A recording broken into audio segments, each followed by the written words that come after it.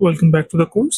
Regression analysis লেকচারে আমরা simple linear regression এবং মাল্টিপল লিনিয়ার রিগ্রেশন নিয়ে আলোচনা করেছিলাম এবং আমরা সেগুলোকে ইমপ্লিমেন্ট করে দুইটা অ্যাপ্রোচ সম্পর্কে আলোচনা করেছিলাম। এখন আমরা দেখবো সেই অ্যাপ্রোচগুলোকে আপনি কিভাবে ইমপ্লিমেন্ট করবেন, আমাদের ফর্মুলা বেসড অ্যাপ্রোচ এবং ম্যাট্রিক্স বেসড অ্যাপ্রোচ। তো এই জন্য আমরা একটা স্যাম্পল ডাটাসেট তৈরি করলাম। আমরা এখানে কোনো থার্ড পার্টি ডাটাসেট ইউজ করিনি। আমরা এখানে 10টা রো তৈরি করলাম, যেখানে আমাদের হাউস সাইজ, পেটস এই দুইটা ফিচার আছে এবং হাউস প্রাইস যেটা আমাদের টার্গেট। প্রথমে আমরা সিম্পল লিনিয়ার রিগ্রেশন ইমপ্লিমেন্ট করব এবং এই জন্য আমরা ফিচার হিসেবে ইউজ করব হাউস সাইজকে এবং আমাদের target house price. Simple linear regression আমাদের formula simple, y hat equal to wx plus b, এবং আমরা যদি x অ্যাক্সিস এবং y অ্যাক্সিসে হাউস সাইজ এবং হাউস প্রাইস প্লট করি তাহলে আমরা এরকম একটা প্লট দেখতে পাই, যেমনটা আমরা লেকচারে দেখেছিলাম। এবং আমাদের কাজ হচ্ছে এখান থেকে আমরা একটা লাইন প্লট করব বা লাইন ফিট করব এবং এই জন্য w এবং b এই দুটো কোএফিসিয়েন্টের ভ্যালু আমরা বের করব। দুইটা অ্যাপ্রোচ আছে। ফার্স্ট অ্যাপ্রোচ হচ্ছে অ্যালজেব্রিক অ্যাপ্রোচ, যেটা আমরা ফর্মুলা বেসড অ্যাপ্রোচ বলে থাকি। সো এখানে আমরা ফর্মুলা প্রিভিয়াস ক্লাসে দেখেছিলাম, আমরা এখানে সেটা ইমপ্লিমেন্ট করছি। আমাদের এখানে n দরকার, সাম অফ x দরকার, সাম অফ y দরকার এবং সাম অফ x স্কয়ার দরকার। সেজন্য আমরা n লেন x অর্থাৎ আমরা প্রথমে এই x এবং y এই দুটাকে আলাদা ভেরিয়েবলে নিয়ে নিয়েছি এবং আমরা এখন লেন অফ এক্স বের করলে আমাদের কয়টা রো আছে বা কয়টা স্যাম্পল আছে আমরা বের করতে পারবো।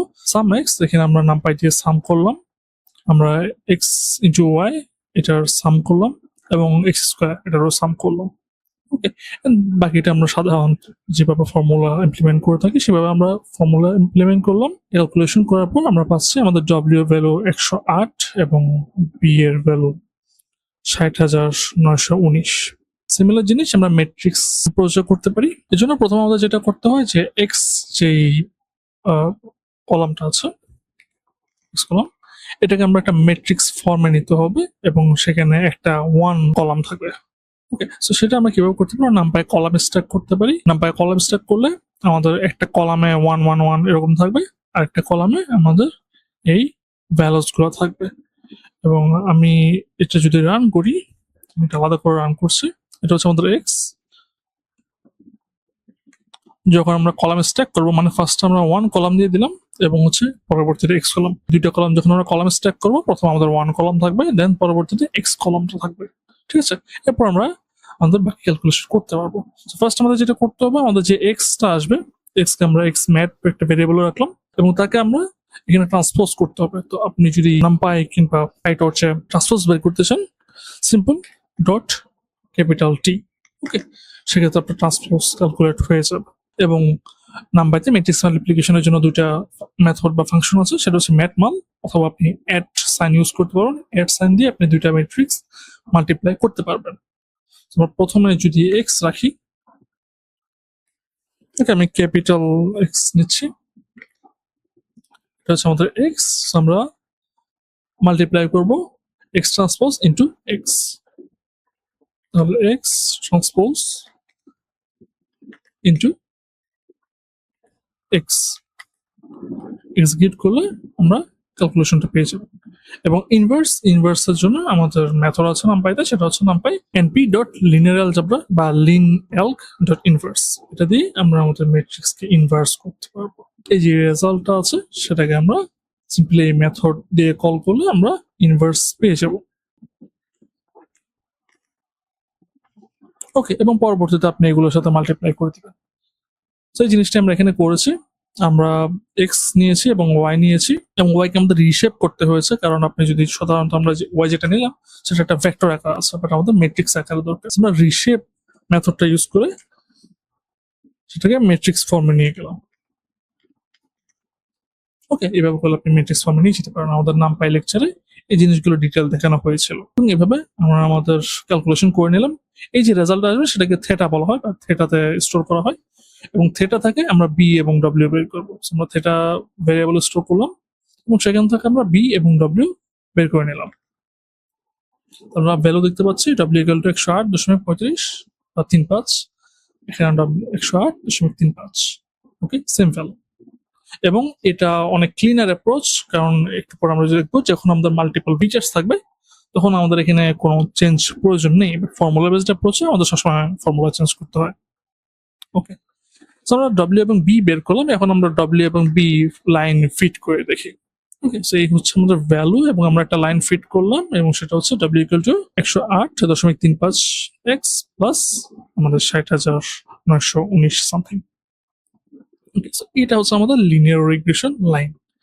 এবং আমরা যা কিছু প্রেডিক্ট করি, আমরা এখন ধরেন 2000, আমাদের হাউস সাইজ হচ্ছে 2000 স্কোয়ার মিটার, তাহলে আমাদের প্রাইস হবে এক্সাক্ট এই পয়েন্টে, অর্থাৎ 3000 একটু কম।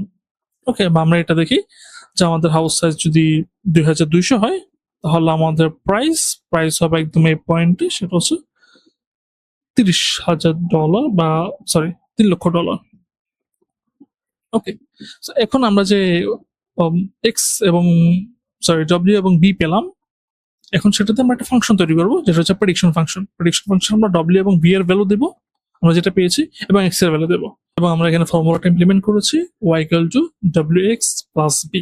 ওকে, এখন যদি আমরা ডব্লিউ এবং বি এর ভ্যালু এবং আমাদের যে হাউস সাইজ সেই ভ্যালুটা পাস করি, আমাদের একটা প্রেডিকশন পাবো এবং প্রেডিকশনটা আমরা ইউজ করতে পারবো। ওকে, সো আমরা এখানে ইনপুট 2000 দিয়েছিলাম, আমাদের প্রেডিক্টেড হাউস প্রাইস হচ্ছে $2,77,612। আমরা চাইলে একটা সিরিজ, অর্থাৎ কয়েকটা হাউস সাইজ একসাথে পাস করতে পারি, সেক্ষেত্রে আমরা সবগুলা হাউস প্রাইস একসাথে পাবো। তো এখানে আমরা নাম্পাই এরে পাস করছি, আমরা জানি যে নাম্পাই এরে পাস করলে নাম্পাই এর সাথে কিছু গুণ করলে সবার সাথে গুণ হয়, তবে আমরা প্রেডিক্টেড নিউ হাউস প্রাইস গুলো পেয়ে যাব। এবং এটা আমরা প্লট করে দেখি, ডিরেক্ট প্রিন্ট না করে প্লট করে দেখি। তো এখানে আমরা দেখতে পাচ্ছি যে আমাদের যেসব হাউস সাইজ ছিল সেগুলো আমরা প্রেডিকশন, মানে যে পয়েন্টে প্রেডিকশন আছে সে পয়েন্টে ইন্ডিকেট করছে। যেমন আমাদের 3000 হলে আমাদের প্রাইস সামওয়্যার এখানে থাকবে। এরপর আমরা যাচ্ছি মাল্টিপল লিনিয়ার রিগ্রেশনে। মাল্টিপল লিনিয়ার রিগ্রেশন আমরা দুইটা ফিচার ইউজ করবো, হাউস সাইজ এবং বেডস। সেক্ষেত্রে আমাদের রিগ্রেশন ফর্মুলা দাঁড়াবে y hat equal to w1 x1, এখানে x1 হচ্ছে হাউস সাইজ এবং w2 x2 হচ্ছে বেডস প্লাস b। আমাদের ফার্স্ট অ্যাপ্রোচ অ্যালজেব্রিক বা ফর্মুলা বেসড অ্যাপ্রোচ। এখানে আমাদের ফর্মুলাটা প্রিভিয়াস সিম্পল লিনিয়ার রিগ্রেশন থেকে কিছুটা চেঞ্জড, এবং এখানে যদি 3টা ফিচার থাকতো তাহলে ফর্মুলাটা আরো চেঞ্জ হতো, এবং এটা বেশ হ্যাসেলের, আপনাকে প্রতিবার নতুন করে ফর্মুলেট করতে হচ্ছে। ঠিক আছে, এই জন্য আমরা ম্যাট্রিক্স বেসড অ্যাপ্রোচটা প্রেফার করি।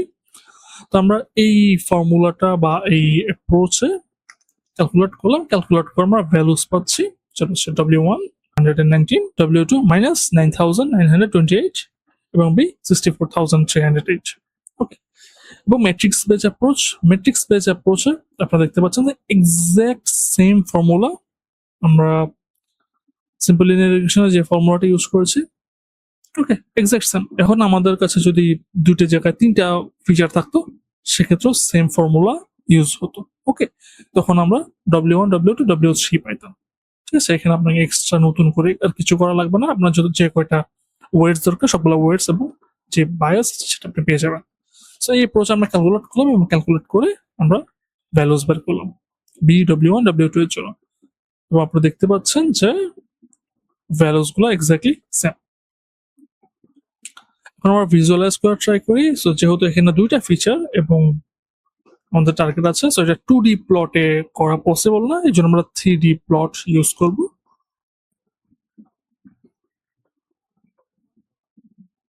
ওকে, সো এই হচ্ছে আমাদের প্রাইস, এখানে এক্স অ্যাক্সিসের বেড, সম্ভবত জেড অ্যাক্সিস, যাই হোক।